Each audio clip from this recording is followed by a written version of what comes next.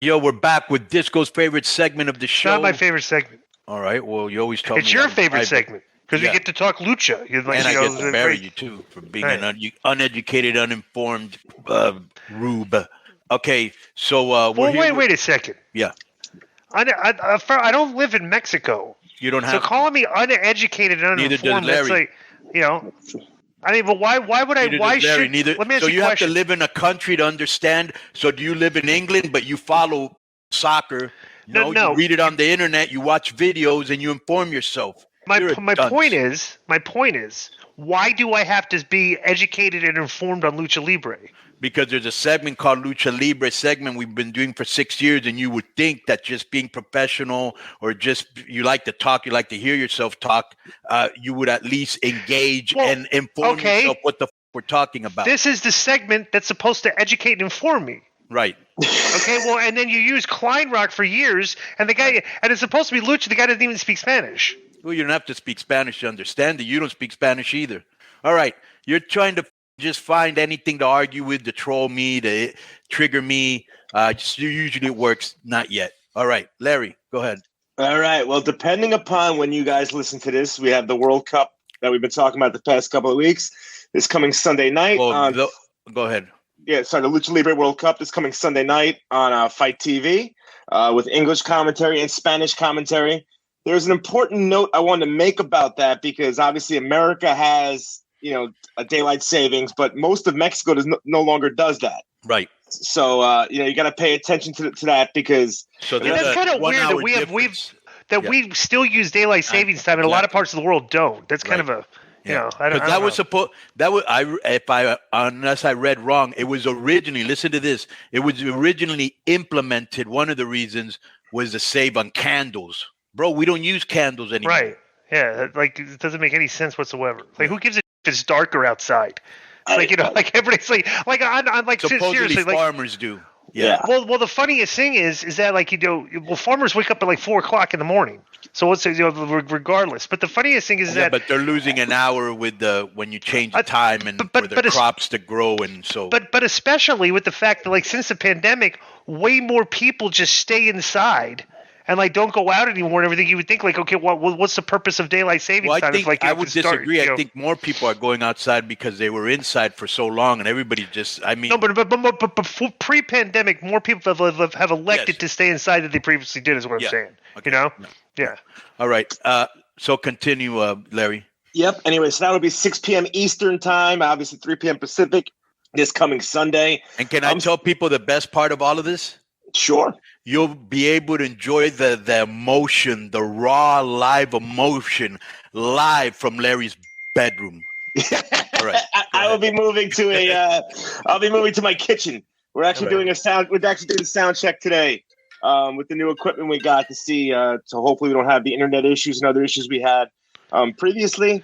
Now, as far as the time thing goes, obviously now it's 6 o'clock Eastern time for that. Just some other notes. If you watch AAA on Space, that'll now be 7:30 p.m. U.S. Central Time, 8:30 p.m. Eastern Time. So if you watch AAA on Space and all that stuff, that'll be on during then. Do I continue talking here? Yeah. Go ahead. Okay. All right. The other Lucha Libre news is not a lot this week as we're all gearing up for the World Cup on Sunday, which I'll be calling live from my studio apartment. Taya, our Reina de Reinas champion, had signed with AEW, debuted last night. We talked about this on a podcast a couple of weeks ago, that she was making some big moves. So she will be signing with AEW going forward. Looks like she'll be in a feud with Jade Cargill. Hopefully it'll be the first person to finally beat her, as that 2-year win streak has gone on and on and on and on and on, longer than the pandemic felt like it did. The other follow-up, and we talked about it last week, was the issue between Stephanie Vacar and Quartero. There's been a follow-up on that situation. Mexico City police took Quartero into custody late Friday after a match. He's been arrested on charges of femicide, an intentional murder attempt with a gender-related motivation and domestic violence. Jeez. Here comes the boss. So I just went over. I said that Taya had signed with Arena. Right. That's great. AEW. Yeah. That's fantastic. She'll be she's gonna be feuding with Jade Cargill. We said it looks like, and hopefully she'll end that winning streak finally. Well, this is what I do like about this. So you do watch AEW? Yeah, Larry? I try to watch it every Wednesday. So one of the problems that I've had with AEW myself is there's, like anything else, like WWE, like AAA, like Impact, there's stuff you like, there's stuff you don't like, right? Yes, absolutely. So that's across the board. So, but when I watch AEW, one of the things that I don't like is they do a lot of matches with no build-up, cold, and they've done it with Moxley, they've done it with Orange Cassidy, they've done it with Darby Allin, and they've done it with Jade, to the point that this woman that looks like an extraordinary athlete, looks like a star just standing there, bro. She just drips and oozes charisma and swag. And bro, she just seems repetitive and stale. Go in there, squash this girl you've never heard of that has no chance. They have it with this other girl who's super hot, but she adds absolutely nothing to the equation, the Layla Gray. Yep. Before, if you remember, she had Kara Hogan and Mark Sterling. Yep. I was like, why is she with these people? She don't need a posse. And then she had Stokely for a little bit too, I believe. So let me just say this. So this is what I like. It looks like, and I hope that this is what's going to happen. It looks like Taya, who has a lot of experience, and she's very charismatic, as we all know. I spent, basically we discovered here in AAA. She was actually recommended, believe it or not, by Teddy Hart. Teddy trained Phoenix and Pentagon, right?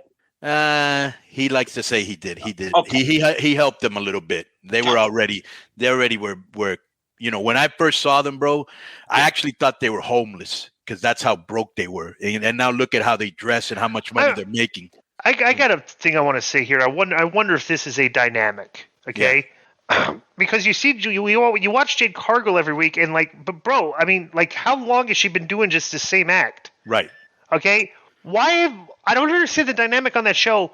Why is she not interacting and feuding with any of those other girls? They've literally made her stone cold, and it's actually March. What do you mean by that? By stone cold? Not like Stone Cold Steve Austin, it's like why is she not calling out Britt Baker? Why is she not calling out Jamie Hayter? Why is she not getting in Soraya's face? Why she's literally just doing a Goldberg streak. And it's like we've been there and done that before. We've seen right, exactly. At least they put people Goldberg over names. You know what I'm saying? Right, and it's like I don't understand. Well, they have two, and maybe this is it. Okay, and I'm going to throw this out there. I wonder if because Jade's kind of green, and maybe those other girls are green. I wonder if Britt Baker and like kind of those veteran girls don't want to work with them. Why wouldn't you, bro? She's money. But I'm just telling you, I'm wondering if I'm just throwing that out there. I wonder if that's why, because it doesn't make sense why they're not working with each other, right? Right. Because the level on the card is they're up there. You'd think that Britt Baker versus Jade Cargill would be a match that would draw on TV, right? Correct. If I were a girl, I'd want to wrestle with her because she's money. Right, exactly. But what I was saying before, Larry, is I hope now that Taya's there. Yes, we'll finally see Jade in a storyline.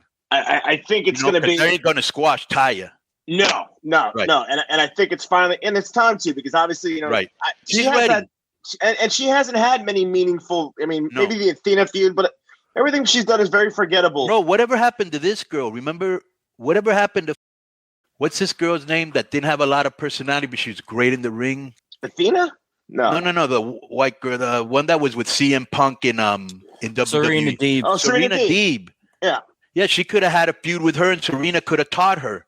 Serena's very good. Yeah. Serena's a very good mechanic in the ring and stuff like that. But you don't even know where she is. Here's another girl that I think is super underrated, and I'm assuming they probably sent her to Ring of Honor. I haven't seen her. She could have done something with Jade, and she's kind of her size, Mercedes Martinez. Mercedes Martinez would be a very good. I mean, she's a veteran of the independent scene, been around for years. Yeah, so you have people you could have put her in there with the teacher. I don't know why they didn't do that. Correct. They've done. Yeah. Tony has a problem. Tony's biggest booking trope is obviously he likes finishes.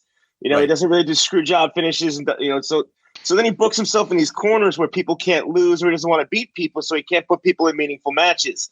Which hurts him sometimes. He gets in these kind of situations, which is where you would use. Well, he's still learning, bro. You don't learn this in 3 years. He's still learning. He's probably wiser than he was in year 2 and much wiser than in year 1. You experiment. You take your lumps on social media, which they're not good at, and you just get better, bro. Yet, did you see yesterday's show? I watched parts of it. I didn't watch the whole. Bro, it was a good show, but anyway, It was not a good show. Lucho. I thought it was. It was good. not a good show. No, it was not. We'll go over the other major It story. didn't draw. It drew. All right, we'll see what it drew, but I thought it was a good show compared to the other ones. Especially like this should have been the show they should have done after Revolution.